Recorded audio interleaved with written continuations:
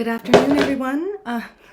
Sorry. Good afternoon. I hope you're all having a fantastic day. Today, I wanted to get on and talk about how, learning better techniques doesn't necessarily always lead to better sex. And the reason I wanted to cover this is because lately I've been talking about ways to enhance your sexual experience and to, maybe improve things in the bedroom.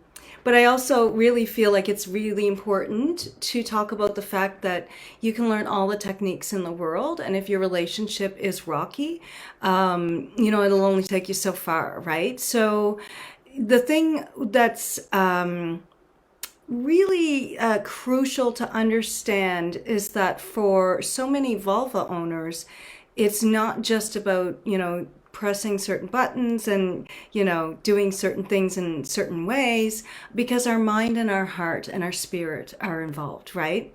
So if we could technically have, good sex, maybe even great sex, without the mind and the heart being involved as much. But truly to enhance the quality of experiences that you're having, that connection, that deep connection, that respect and that safety needs to be there, right? So whether that's solo sex or with a partner, feeling safe, feeling connected, feeling heard, and having communication are key, right? So how does that work when we're talking about solo sex? Well, if you're currently single and you're engaging in solo sex, how you think about your body, how you think about your worthiness for pleasure, for comfort, for love, all of that comes into play. So while you might be able to, achieve a certain goal or have a certain experience, that experience, while it might feel nice and it might, feel like a release, could be much deeper when those feelings of safety and connection are there. And so, of course, that holds true in partnered experiences or, multiple experiences. So that safety and communication are crucial. And what I've found with a lot of my clients is that when there's a lack of communication in the bedroom, there's usually a lack of communication outside of the bedroom. And that often the attitudes and thoughts that we have towards each other show up in all areas, right? So it's really hard to just silo the bedroom off as like, like this is going crap out here, but we're just, going to shut all of that off and we're just going to have this amazing experience, because like that's just not really how life works, right? So, and I have heard, some people say that, the relationship was rocky, but the sex was great. And, I think, okay, yeah, maybe technically it was, but how great can it be, right? And, as someone who's been in a relationship for 31 years with the same person, I know that there were times when the connection wasn't as strong between us and our communication wasn't as great, and we still had great sex. So I'm not saying that that's not possible, but while we were in periods of time when our relationship was really rocky, I mean, the sex wasn't great. Because it wasn't happening. It wasn't that it wasn't great when it happened, because it just wasn't happening during those times. So, and then, maybe there's some other dynamics at play in these relationships where people can say, yeah, the sex is great, that's why I don't want to leave or whatever. Yeah, sure.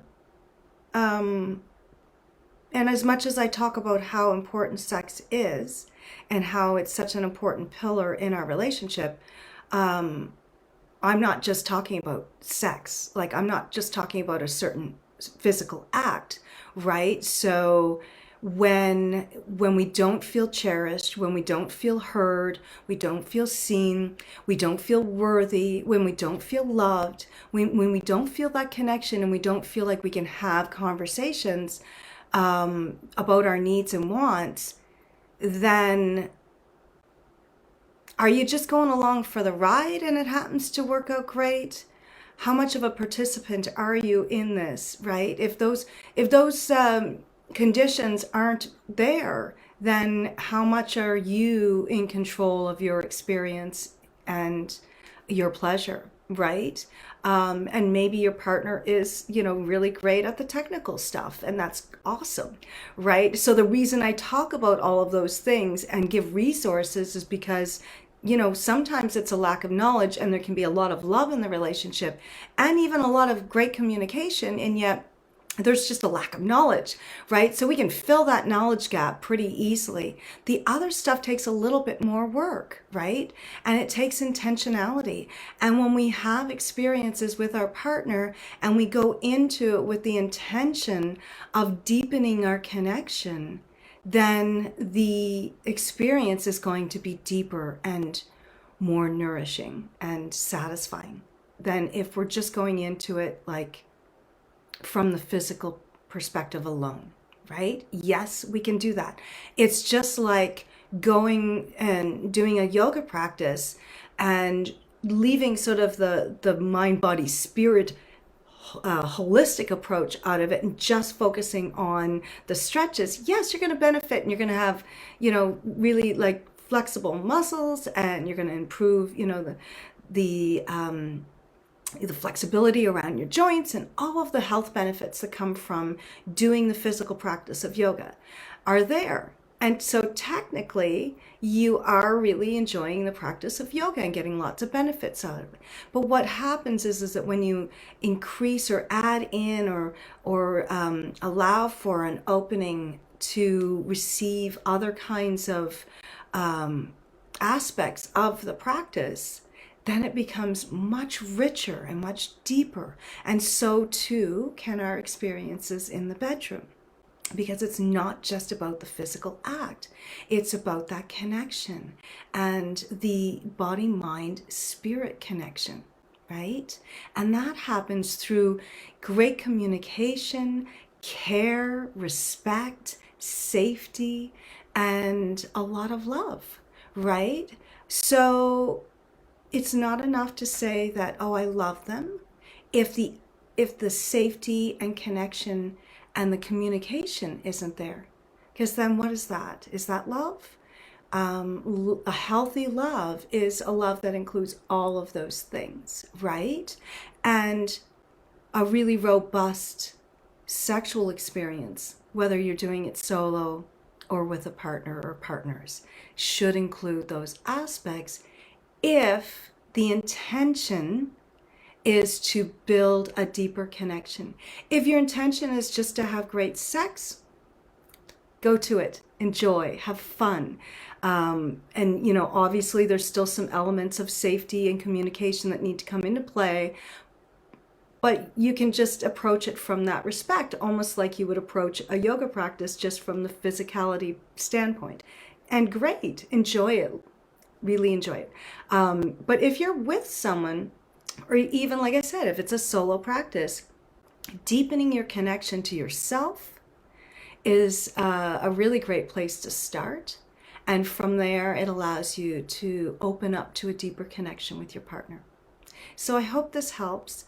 And if you're looking for ways to deepen that connection and to work on your communication, there's all kinds of resources out there. So if you're struggling in your relationship, whether in the bedroom or outside of the bedroom, and you're starting to clue in that communication is maybe a place where you should start to do some work, there's lots of great resources out there. One in particular that I really love is Dr. Esther Perel. She has a really great podcast and books and the whole nine yards. To approach it from the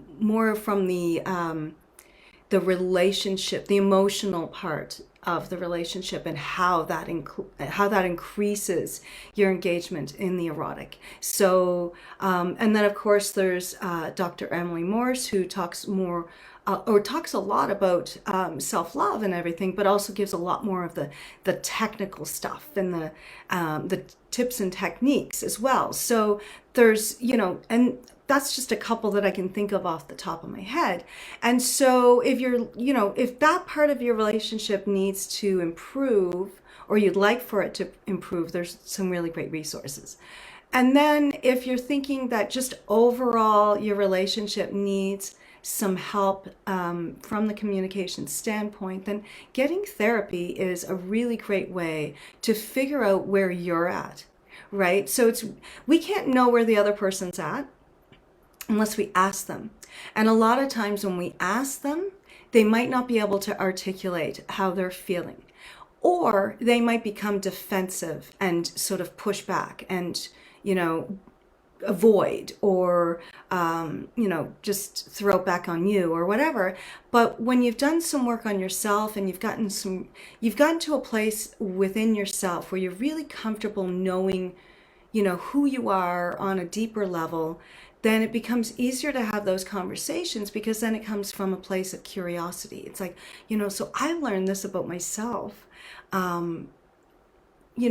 What have you learned about yourself? Or what do you think about this? Or what do you think we could do to improve that? Or, and it becomes more of a collaborative kind of effort.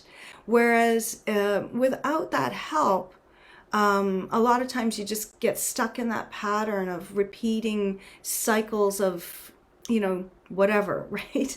Reaction and action and, butting heads. And so it often just, it takes one person to kind of take ownership for their side of things, for the other person to recognize that they can either do the same, or you might, discover that they're just not willing to or able to, and that you're not going to stay in that kind of relationship. So like a lot of different things can happen, but modeling that behavior can really have a great effect on your relationships with other people. So if I'm looking to improve my relationship with, say, my spouse or my children or my mom, and there's certain things that I would like for them to do more of, I obviously need to be doing that myself, right? I need to be modeling it. So if I want them to talk about their feelings in a more productive or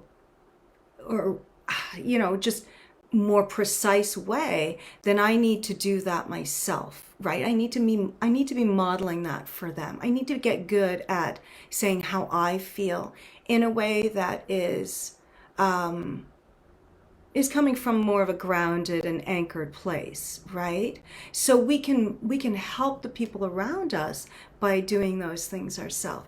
And then also doing that work on ourselves and just realizing, how we're all so different, and we all have, different things that we need to work on.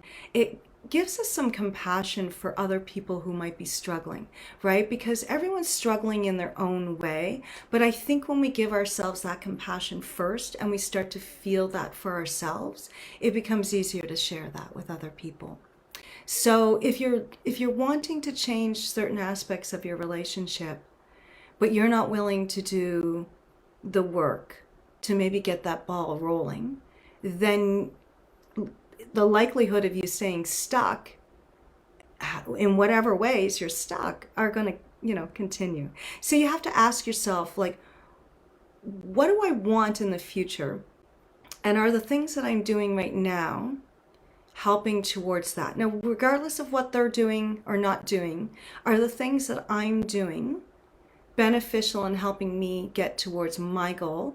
And your goal might be to have a better relationship with your partner, but again, it comes back to, what am I doing in this moment, or what could I be doing? Could I be getting help for myself? Could I be doing different things for me? Could I be, creating different experiences for myself through therapy, through, exploration of different resources that are out there? And then ask yourself, like, why is it important to do this now, right? Because if nothing changes and everything stays the same, Are you okay with that? And how long are you going to be okay with that? Another year? Another 5 years? Like, how long are you going to give this, right? So some questions that you need to ask yourself. And if you come to the conclusion that, no, things need to change now. I can't keep doing this. I can't keep staying stuck in this pattern. Then the way out of that is often through therapy and counseling. So if that's where you find yourself, you feel yourself stuck, you feel your relationship is stuck, then you're the person who can do something, right? You're one part of the equation, but you're the biggest part to you. And so if you find yourself there, please feel free to reach out. Let's chat. If I can't help you with your issue, I can certainly find someone who can. I have a great network of people that I work with.